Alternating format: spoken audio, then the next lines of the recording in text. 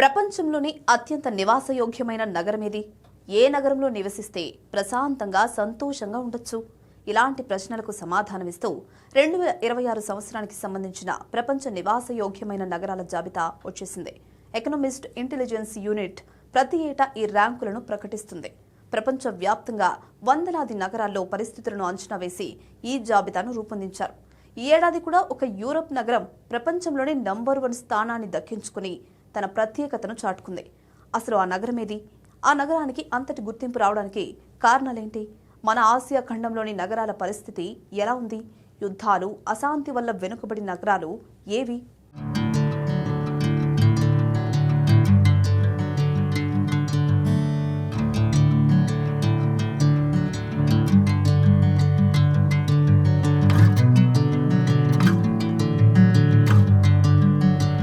ప్రపంచం చాలా వేగంగా మారిపోతుంది. సాంకేతికత, జీవన విధానంలో ఎన్నో మార్పులు వస్తున్నాయి. ఇలాంటి సమయంలో కూడా ప్రపంచంలోనే అత్యంత నివాసయోగ్యమైన నగరంగా డెన్మార్క్ రాజధాని కోపెన్హాగన్ వరుసగా రెండో ఏడాది మొదటి స్థానాన్ని కైవసం చేసుకుంది. ఎకనామిస్ట్ ఇంటెలిజెన్స్ యూనిట్ తాజాగా మోస్ట్ లివబుల్ సిటీస్ జాబితాను విడుదల చేసింది.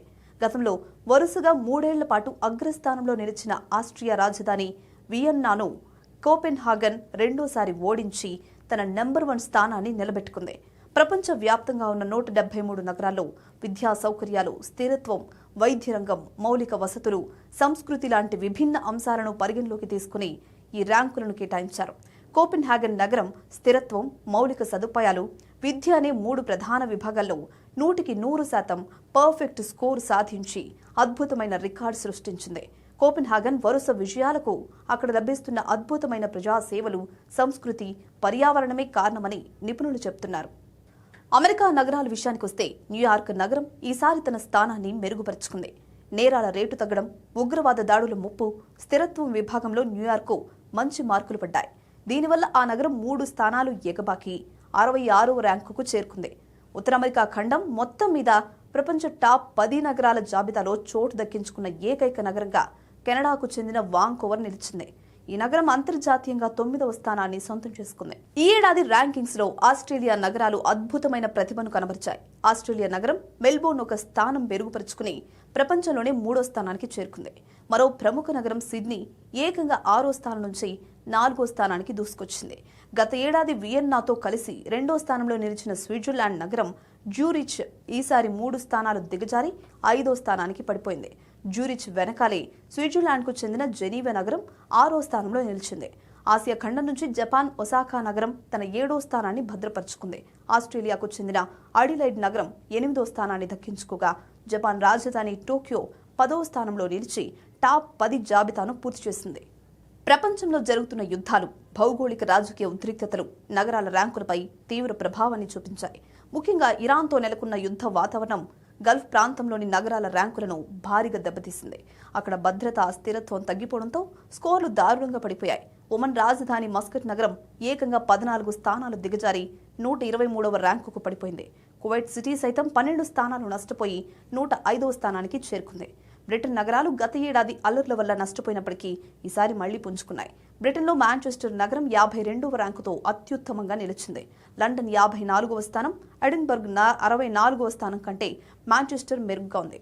ప్రపంచవ్యాప్తంగా పశ్చిమ యూరప్ ప్రాంతం నివాసయోగ్యతతో అత్యంత బలమైన ప్రాంతంగా నిలిచింది. మరోవైపు ఆసియా ఖండపు నగరాల సగటు స్కోర్ పెరిగింది. ఆసియా నగరాల్లో వైద్య రంగంలో వచ్చిన విప్లవాత్మక మార్పులు, సౌకర్యాల వల్లే ఇది సాధ్యమైంది.